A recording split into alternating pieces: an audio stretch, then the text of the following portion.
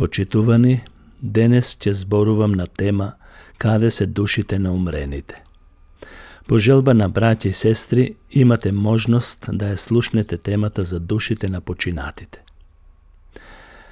Темата е есхатолошка. Тоа е учење за последните времења за душите на починатите.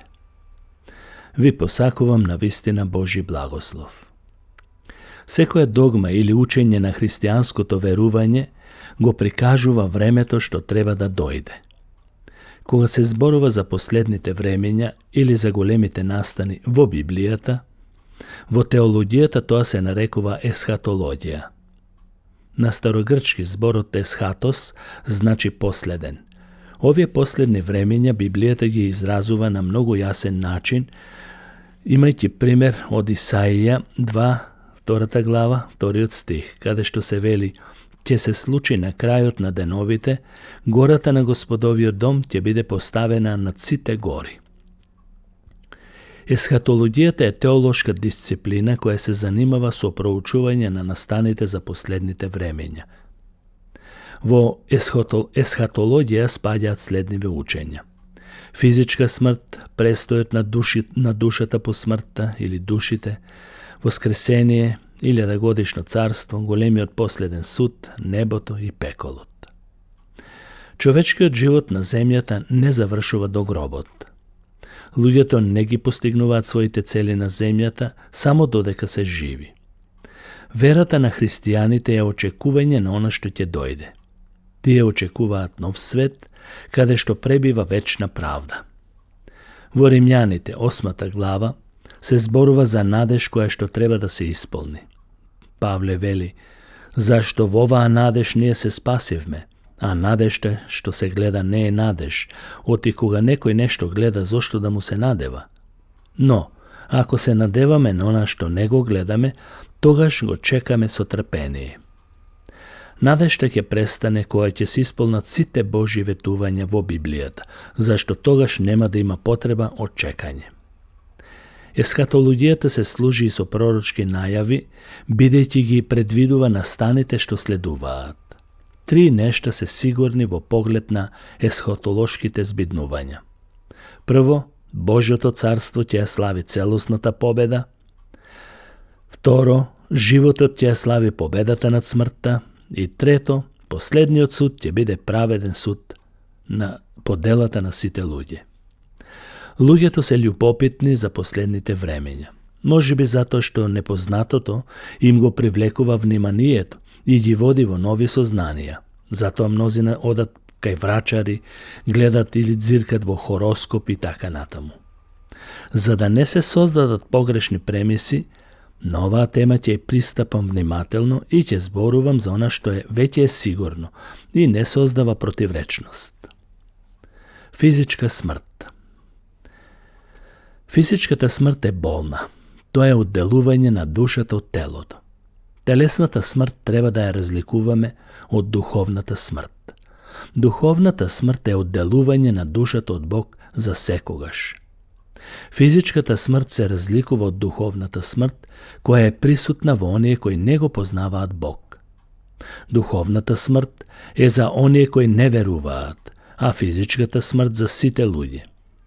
Библијата зборува со исклучок за неколку личности кои не ја вкусиле смртта. Например, Енох и Илија не ја вкусија смртта.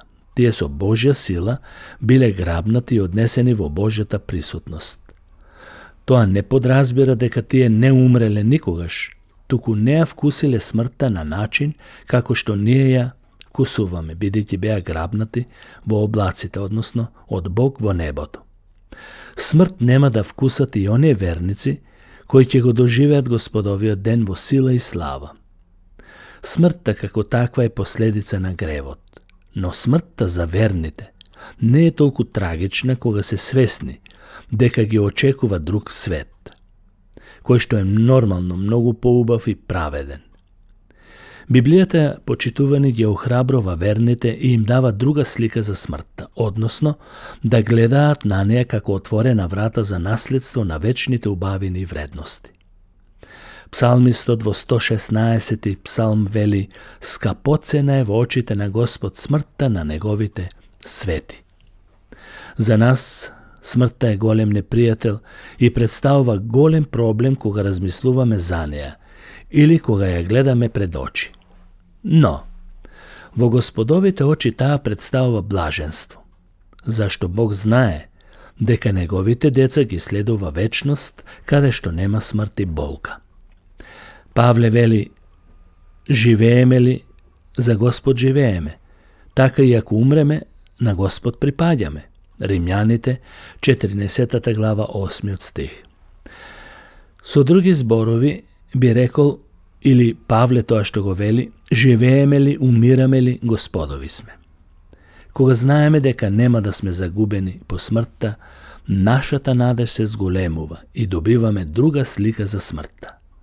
На неја гледаме како со подбив, како што Павле гледаше на тој начин, и не доведува до ситуација каде што болката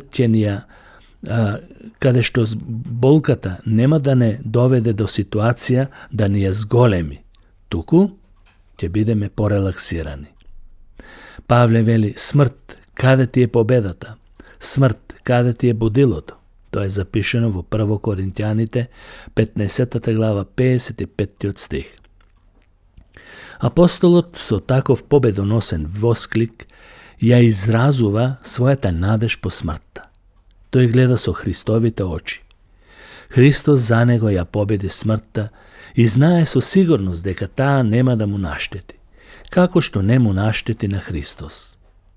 Затоа истиот апостол ќе каже: сега нема никакво осудување за оние кои се во Исус Христос, зашто законот на животворниот дух во Исус Христос ме ослободи од законот на гревот и на смртта. Римјаните, 8 глава, 1 и 2 стих. Животот по смртта за верните е сигурен и безбеден. Основата на оваа сигурност не лежи во нивните религиозни дела, се знае, туку во верата и надежта што ја имаат во Исус Христос. Библијата им дава сигурна и темелна надеж и не се зависни од други човечки сигурности. Човекот тоа што го смета за сигурно, се докажало досега дека не е сигурно. И затоа постојат неколку логични докази за тоа. Прво, метафизичка причина. Душата е единствена. Додека телото во смртта се распаѓа на делови, душата и понатаму останува единствена, зашто таа не е составена од делови за да се распадне. Теолошка причина. Човекот е разумно, морално и религиозно суштество и како таков не го завршува својот живот на земјата. Божјата мудрост нема да го остави своето дело недовршено. Мора да постои можност за усовршување на Божјето создание. Етичка причина. Човекот не е адекватно казнет на земјата за своите гревови. Божјата праведност предвидела казна за оние што ќе ја избегнат на оваа земја. Оваа причина произлегува од Божјата правда. Бог мора да ја задоволи правдата. Многу злосторници што убиле други луѓе, а не ги стигнал земниот суд, ќе бидат казнети од Бог. И имаме историска причина. Историјата кај луѓето потврдува дека кај сите народи постои свесно за постоење на друг свет. Душата на човекот е природно склона да копне кон вечен свет. Многу луѓе, иако не веруваат, несвесно или свесно го изговараат зборот: О Боже, о Господи Боже. Овој збор излегува од длабочината на човечката душа и го бара својот Создател. Библијата нормално ја докажува бесмртноста на душата. Таа е бесмртна. Ова вистина ги отстранува сите заблуди кои се вметнале меѓу народот. Во народот, кај многу луѓе постои убедување дека по смртта никој ништо не знае, или дека се е празнина и дека не постои друг живот. Гробот, според нив, е последно место и нема што друго да се верува. Овие луѓе ги нарекуваме скептици. Луѓе кои веруваат само до гробот, потоа нема ништо според нив. Извештајот за човечкото создавање е основен показател дека луѓето имаат бесмртна душа. Например, Господ Бог кога го создаде човекот вели: да направиме човек според нашиот лик. Тоа е запишено во Битие 1 глава, 26 стих. Божиот лик е вечен и непроменлив. Тој ги носи вечните карактеристики или атрибути и не е подложен на распадливост. Кога за Божиот лик се вели дека е вечен, тогаш тоа што е од Бога вдахнато во човекот е вечно. Човекот не е сличен на Бог по телото, туку по духовните вредности кои му се вградени во создавањето. Овие духовни вредности се карактерот на љубовта и копнежот за вечното и непроменливото. Мудриот Соломон вели дека Бог ја вметна вечноста во човечките срца. Тоа е запишено во Проповедник 3 глава 11 стих. Господ Бог го обликува човекот од земниот прав и му дувна здив на живот во носниците или ноздрите. Така човекот стана жива душа. Божиот здив е вечен. Човекот ги има вечните духовни елементи. Тие не загинуваат. Зашто ако загинуваат или ги снемува и Божите атрибути или карактеристики. Душата останува и не загинува со смртта, туку и понатаму го продолжува патот на своето постоење и свесност. Духот ќе се врати, според Библијата, при Бог, кој што го дал, а телото ќе се распадне. Пророкот Захарија со други зборови ги изразува своите чувства за Божјата креативност, велејќи: Господ, кој ги обтегна небесата и ја втемели земјата и му создаде дух на човекот во него. Тој создаден дух е вечен, нематеријален, од небесно потекло, од самиот Бог. Телото е земно и затоа во земјата се враќа, а душата е духовна и таа по смртта оди при Бог. Затоа Исус рече: не бојте се од оние кои го убиваат телото. Душата не може да ја убијат, но бојте се повеќе од оној кој може и душата и телото да ги уништи во пеколот. Непријателот може да го убие телото ако му дозволи Господ, нормално. Но душата не може, бидејќи над душата има друг господар. Господ Бог ја има власта над душата. Луѓето можат да го убијат телото, но потоа ништо друго не можат да направат. Например, додека го каменуваа Стефан, тој се молеше и викаше: Господе Исусе, прими го мојот дух. Телото беше усмртено, а душата, оној невидливиот дел во човекот, духот, душата, се пренесоа во небесните простори каде што им е местото. Проклетството на првите луѓе, на Адам и Ева, ја нагласува смртта на телото, а не на душата. Ни тогаш, ни подоцна не се зборува за исчезнување на човечката душа. Иако е под проклетство поради гревот. Бог ги предупреди Адам и Ева дека доколку вкусат од дрвото што е всред рајот, сигурно ќе умрат. Тие го вкусија плодот и по некое време ја вкусија телесната смрт, додека не ја разберат Божјата милост и љубов. Библијата, почитувани, зборува за воскресение на мртвите, на праведни и неправедни. Воскресението е соединување на душата со тоа тело. Душата е безсмртна, зашто само на ваков начин доаѓа воскресение. И сега се прашуваме каде се душите на починатите. Библијата зборува за постоење на душите на умрените или починатите од мигот на смртта до воскресението. Тоа е меѓувременски период, каде што душата е без тело, бидејќи телото е на земјата и се распаѓа. Кога ќе дојде денот на воскресение, тогаш душата ќе се соедини со новото тело што Бог ќе го даде. Додека дојде тој период, душите се сами, не сами во смисла, туку сами без телото, а не сами без Господ. Затоа имаме потврда во Библијата во 1 Солоњаните 4 глава, 1 Коринтјаните 15 глава. Душите на праведните се заедно со Исус. Павле вели: ако се разруши овој шатор, мислејќи на своето тело, нашата земна куќа, имаме зграда која е дело Божјо, вечна куќа на небото, која што не е изградена од човечка рака. Затоа воздевнуваме и со копнеш сакаме да се најдеме во нашиот небесен стан или живеалиште. Полни сме со увереност и повеќе сакаме да отидеме од оваа тело и да се вратиме во својата домовина при Господ. Дали забележувате што вели Павле? Повеќе сакаме да отидеме од оваа тело, значи да го напуштиме и да се вратиме во својата домовина. Со што ќе се врати човекот? Со душата, со духот. Павле смета дека верните души се прибираат или одат при Господ и нивните души се свесни за нивната положба што ја имаат по смртта. Исус му рече на разбойникот што го призна за Месија: уште денес ќе биде со мене во рајот. Тоа е запишено во Лука 22 глава 43 стих. Овие зборови се охрабрителни за сите оние кои умираат во Господ. Тие заминуваат веднаш во место на блаженство и спокојство.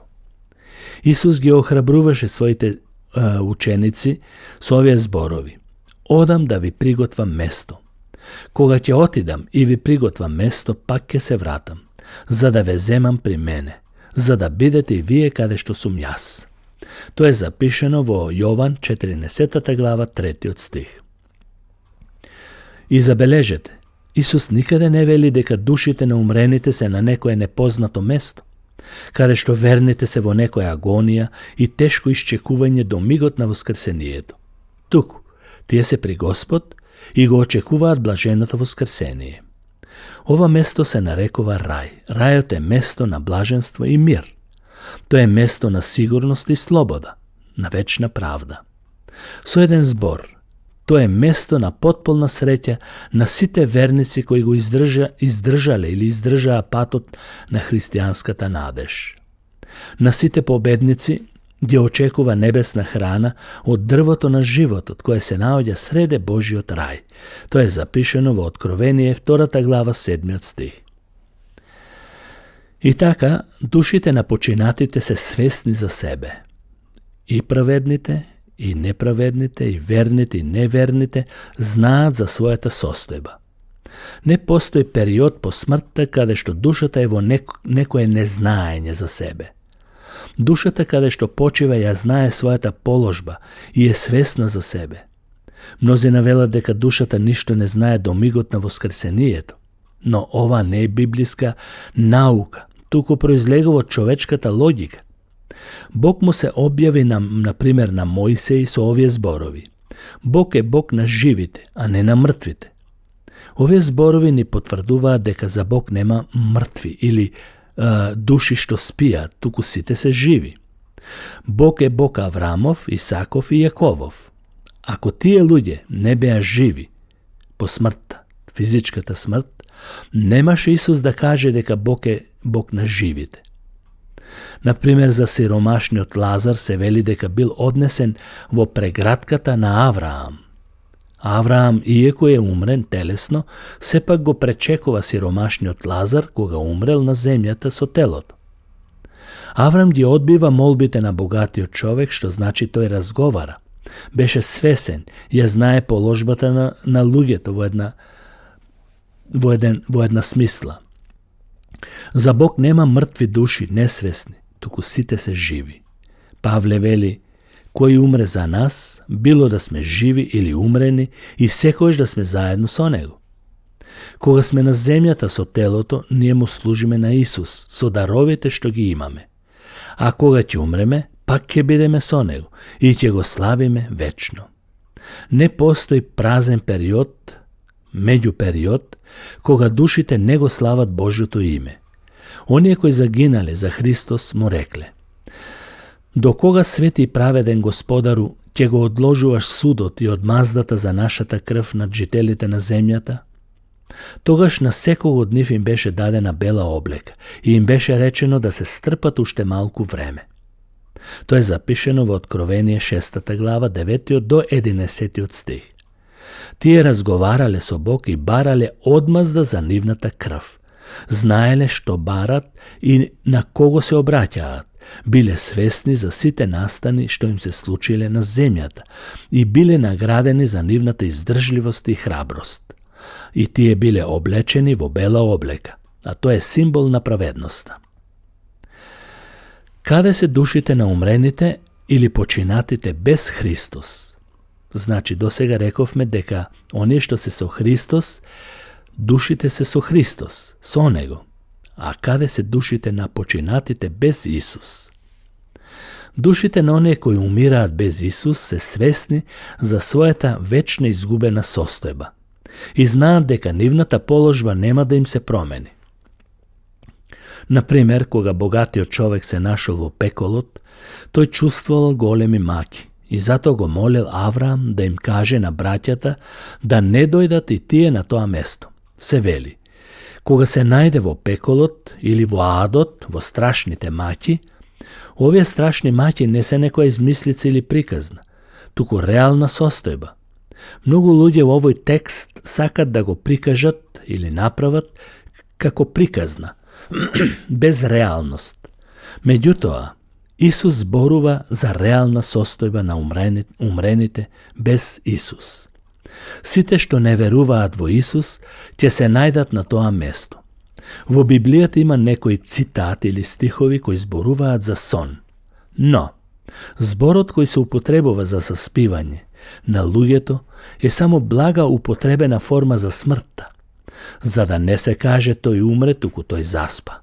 Како што Исус рече за Лазар, нашиот пријател Лазар заспа, но јас ќе отидам да го пробудам. Учениците си помислија дека зборува за сон, а всушност Исус зборуваше за неговата смрт. Спиењето е употребено само за телото, а не за душата. Ако телото спие, душата не спие. Таа е вечно будна и ја знае својата положба, својата состојба. И така, почитувани, можеме слободно да кажеме дека душите на починатите, на верните се во место на блаженство, во рај, во една убавина и го чекат своето воскресение. А душите на неспасените, оние што живеат без Исус, се во исчекување на својот суд. Како што вели Павле, и како што им е на луѓето определено еднаш да умрат, а потоа суд, во смисла на оние кои не се спасени. Но за жал имаме погрешни толкувања во христијанството во врска со оваа тема. Во врска со душата по смртта некои религии си дозволија да вметнат погрешно учење наречено чистилиште. Во Римската црква и во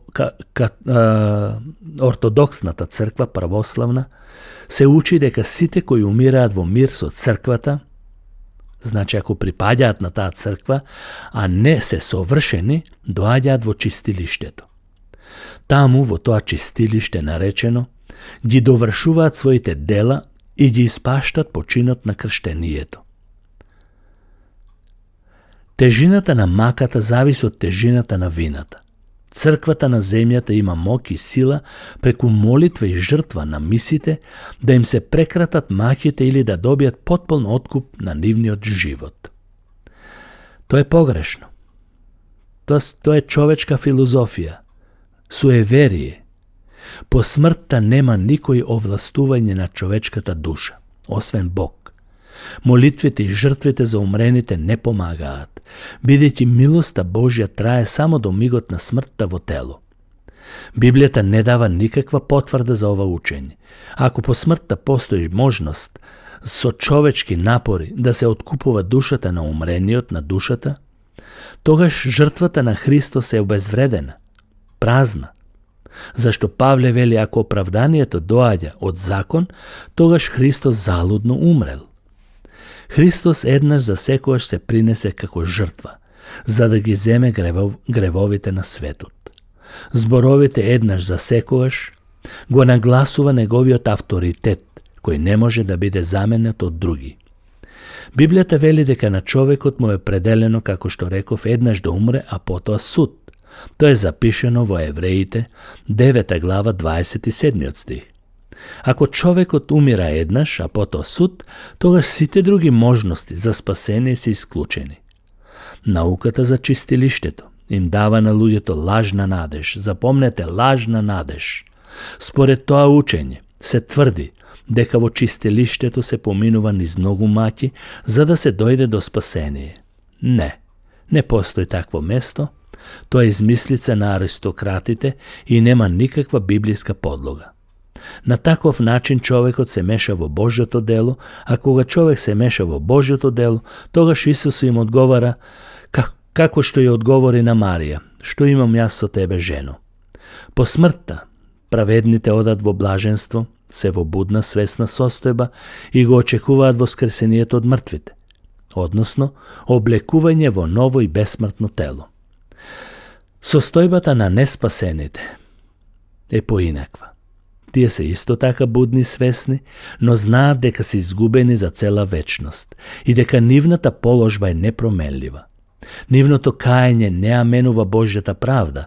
Всушност тие веќе не се ни каат, зашто знаат дека нивната вина е вечна и не можат ни да се каат за сите сторени гревови што ги направиле во животот. Да, Бог може да го смени твојот живот уште денеска. Ако поверуваш во Него, ако се покаеш од твоите гревови, Бог ќе ја спаси твојата душа, зашто Исус умре за твојата душа на крстот пред повеќе од 2000 години. Повикај го денес, помоли му се, барај го, чукај, тој ќе ти отвори. Нека му е слава на нашиот Господ Исус Христос за неговото вечно спасение. Амин.